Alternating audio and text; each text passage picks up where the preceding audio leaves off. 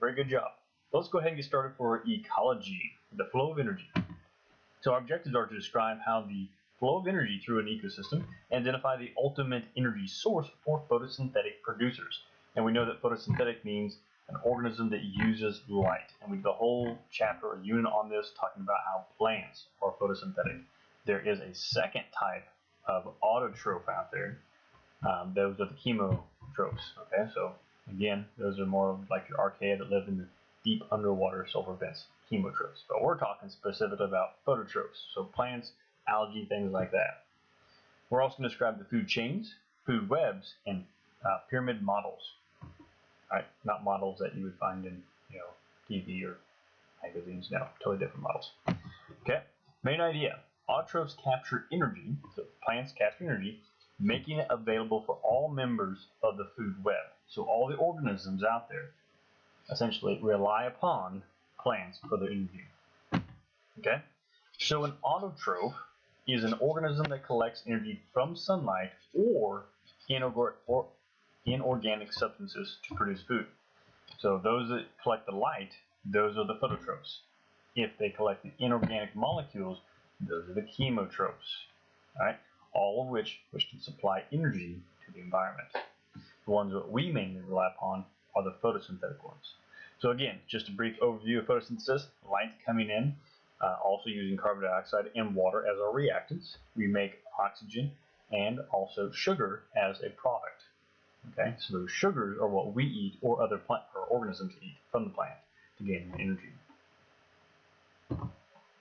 Heterotrophs, like yourself, are an organism that gets its energy requirements by consuming other organisms. You must eat another organism in order to satisfy your energy requirements. You do not make your own. But you're like, well, Mr. Coffee, I actually made some Tostino pizza rolls last night and they were quite delicious. That is true. You might have made those, which is awesome. However, there is a catch to this. Okay? You might have cooked them, but you did not make the flour or the eggs or the meat that was all in there. All right? Even if you did cook that all up, you still didn't make it. That came from another organism, a plant, an animal, whatever it is. So all that energy packed inside that came from some other organism. You're just eating them, stealing their energy essentially. So there are different kinds of heterotrophs. There are herbivores, carnivores, omnivores, and detritivores. We're going to break each one of them down and talk about which one is which. So a herbivore, an organism that eats only plants. For example, cows, rabbits, deers, and even pandas. A lot of people think pandas are bears, they must eat meat and stuff. No, they're just big old bears that eat plants. So good times for them. Yeah, pandas, they're adorable. If you've never watched videos of pandas in a zoo, you should. They're hilarious. They're like cats, but they have no idea of like what concept of the edge. They just fall off of everything and roll around. Good time. Cows, a lot of cows. You think that they're massively huge organisms. They can weigh, 600, 700, 800 pounds. I mean, that's a big cow. And all they do is eat grass. They don't eat meat. So you don't necessarily have to eat meat in order to become a very large organism. Now keep in mind, cows, as we talked about before, they have a special microorganism in their gut that helps them break down plants, such as cellulose, which they're made of, in order to get their energy. We do not have that microorganism, so therefore if you were to go eat grass, you wouldn't get any energy from it. No carbs, no energy, so good times. Now you're thinking that this cow might be out of proportion here. No, this is just a Texas-sized cow. The rest of these cows down here are just regular Missouri cows. Okay? Everything's bigger in Texas. It has nothing to do with this cow right here. It's photoshopped from that one down below. Okay? Totally different thing. So don't worry about that. Good times. Herbivores. Then, as we look into a carnivore is an organism that preys upon other heterotrophs. They are typically meat eaters. Their diet consists of mainly meat. Okay? Lions, wolves, even the lynx. So this name here, Lynx canadensis, is the scientific name. The scientific name is a two-part name, kind of like a first and last name. It is Latinized, so it's the language they use, we're going to talk about later on, that is no longer used. We'll talk about why that is the case as well. But Lynx canadensis, here is the lynx, and then the Lepus americanus, or was Lepus americanus. You were wondering whether the rabbit got eaten. Oh yeah, he's dead. He's making it, so good times.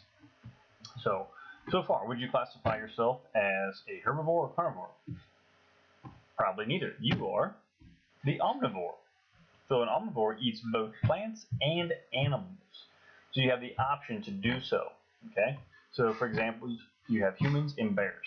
Bears, a lot of people think, well, they're just meat eaters. They eat berries too. So bears are also omnivores. Okay. Now when I say this, humans and bears, I'm not talking about bears eating humans. No. Okay. Negative Ghost Rider. Do not let bears eat you. Okay. But how do I know that humans are, in fact, omnivores? Because there are some vegetarians out there. That's true. If you chose that lifestyle, it's good for you too. All right. But how do I know we are omnivores? You simply just have to take your tongue and run it across your teeth. Okay. So to figure this out, as you take your tongue and you put it on your front teeth, you'll notice your front teeth are very flat. Okay. That's used for nipping. Usually like materials like plants, apples, things like that. If you think about when you're going to bite an apple, you bite it with your front teeth and just rip right into it. Now, as you take a bite of that apple, you move it towards your back teeth and you grind it up with your molars. Those molars are used for smashing up things, okay, grinding them up, getting smaller pieces. However, I want you to think about this. Let's say you've got, mom's awesome minute steak, which is not super awesome, let's say. It's pretty tough. And it's pretty stringy, and you got to get a bite of this thing. So I want you to grab that thing visibly in your hand, that steak, and I want you to take a bite of it. Just stick it in your mouth and rip off a chunk. I bet when you did so, you stuck it in the corner of your mouth, right or left, near these canine teeth. And that's what your canine teeth do, is they sink into flesh, and then they're used for ripping or tearing it. All right? Think about when you eat a piece of beef jerky, same thing. You typically don't bite it with your front teeth. You grind it right there on your side, right by your canine, and rip it in half. So our teeth are engineered for multiple purposes, such as nipping for plants, tearing flesh for meat, or things like that, and then also grinding those things up so that we can swallow them in manageable pieces. So there you go. Think about that. Good old omnivores. That's what we are. We have the ability. But now if you choose to be a vegetarian, all right, you are choosing a lifestyle. You get to choose that because you want to. Okay, but as a human species, you have the ability to do both. Okay, so that's why some people must say, well, I'm a herbivore. Well, you're a vegetarian. You're not a herbivore, per se. As a species, we are omnivores. As an individual, you're vegetarian. There are also people out there that deem themselves carnivores. There is actually a carnivore diet where all they eat is meat, which is pretty hardcore. Okay, all right, so last one here is an interesting one called detritivores. Detritivores are organisms which eat fragments of dead matter in an ecosystem. They return the nutrients to the soil, air, and water so the nutrients can be recycled and reused. So this is a very important job that you do not want to overlook in the environment. Having the ability to take those nutrients and put them back into the soil so new organisms can do so or extrapolate that is huge, because without it, all this dead plant matter or animal matter would just start to accumulate and just lay around the whole time. And resources would be very scarce and be very difficult to grow because there's a whole bunch of dead stuff. So all these fungi that we have that seem kind of, oh, it's a fungi, they're actually super, super important. Fungi and bacteria both do this. Okay? So, fungi, protists, and bacteria are also among these things. Your morel mushrooms, again, we mentioned them last time in the last video. Those are a great decomposer of dead plant material. And as you can see in the photo, you look around there, there's a lot of dead sticks and leaves that they're using to decompose and get their nutrients from. All right? There are several fungi out there in the woods that you may encounter as you go morel mushroom hunting. Not all are edible. Okay? And the Missouri Department of Conservation will actually release information out there regarding what mushrooms you can and cannot eat. And the reason why you cannot eat some of them is because they are poisonous to you. You eat them or consume them, you will die. So don't eat bad ones, okay? Be very careful. All right. Now the little ant you see on the left here, it has been attacked by a fungi. So not all fungi are per se decomposers. They can be kind of parasitic or whatnot. This particular fungi actually attacks ants, and what they do is it will actually do what is called the zombie ant fungus. it will release its spores, and the spores will infect the ant, and then it will start to attack their neurological system, actually directing them to different locations or ideal habitats. Basically, as a transport mechanism, the ant will die in that location, and eventually, a couple days later, a spore pod will shoot out of its head and then release more spores. Yay! What if the zombie apocalypse was like that? Instead of taking over ants, it takes over humans. Little spores just in the air that you breathe, and bam, it takes over you. Yeah, you don't have to be bitten, you just have to breathe the air. Now that'd be dangerous, right? So there you go. If you want to write some sci-fi fantasy stuff about a zombie apocalypse every break, there you are. Now, trophic levels. Alright, so trophic levels are various levels within a food web. At the base, you have what are called producers, and those are usually your plants, algae, cyanobacteria, things that produce their own energy. Okay, they don't rely upon anyone else to do so. The question is, where do they get their energy from? They get their energy from the ultimate source in the ecosystem. The ultimate source of energy in our system is the sun. All of our energy comes from the sun. So plants are harnessing that sunlight energy and turning it into sugars, as we talked about before. Those sugars are wound up in fruit bodies or in plant tissues that primary consumers, things like insects, mice, or rabbits, can actually consume and eat. They are the first consumer. Primary means first, so they're the first ones to get the energy from the plants. All right? And then as you move up, you have what are called secondary consumers. They are second in line to get the plant's energy. They typically consume the primary consumers. So we're talking about like things like frogs that eat a lot of insects, or snakes that eat mice, or maybe small rabbits, whatever it may be. So we're starting to move up in the trophic level. Finally, you have what is called the tertiary consumers. Bigger things like fish, birds, and mammals that consume a lot of these things.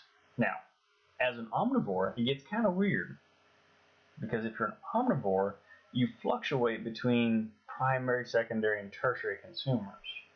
So many of you may have maybe eaten a salad before. Maybe you ate one today for lunch.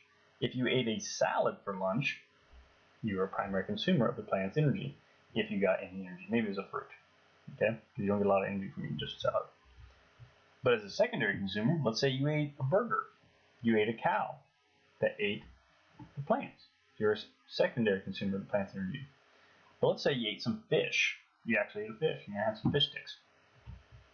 Many fish are secondary consumers, which then eat other smaller fish, or the fish eat the phytoplankton, whatever it is, and whatnot. So you would be definitely a tertiary consumer if you ate fish, for example.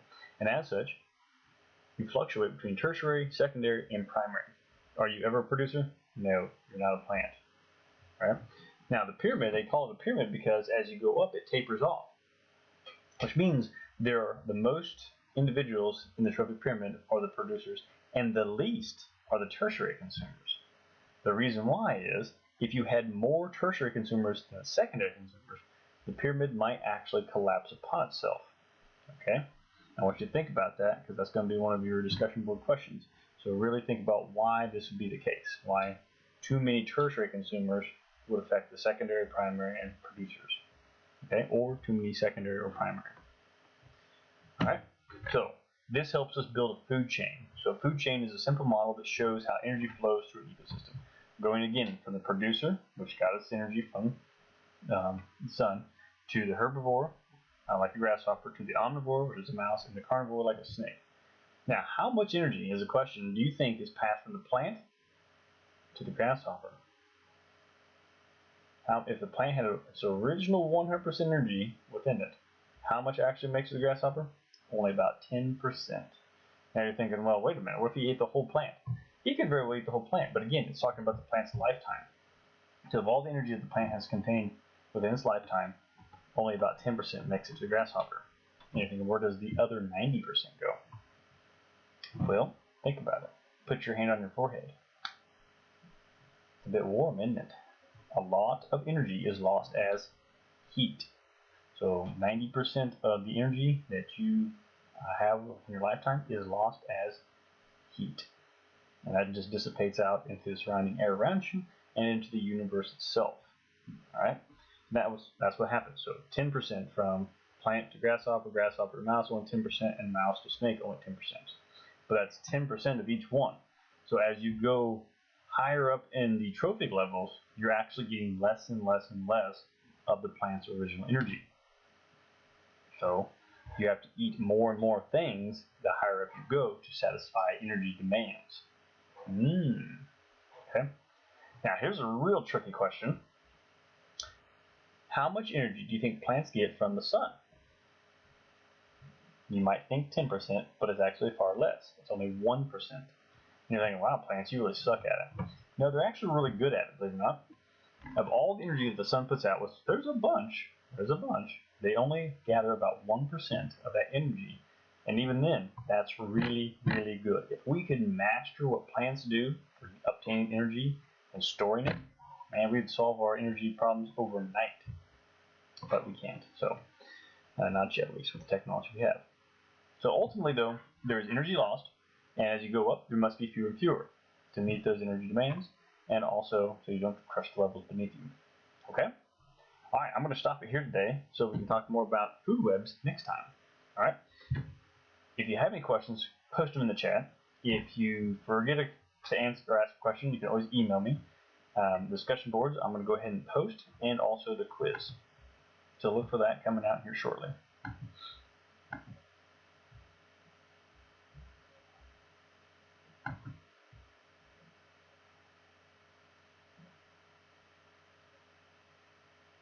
Alright, so the discussion board should be posted. I'm going to post a quiz now.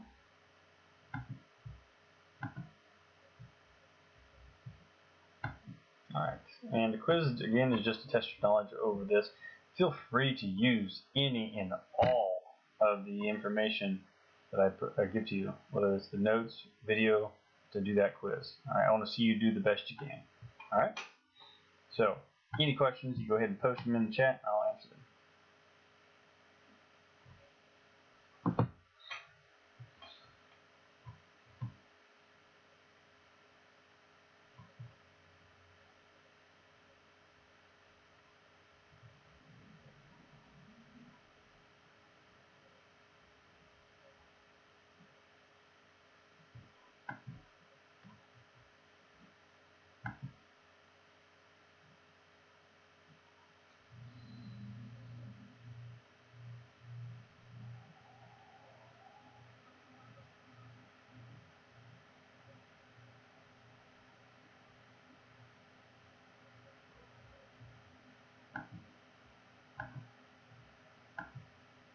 Alright, I don't see any questions, so I'm going to go ahead and shut it down. You guys have a great day, and stay warm.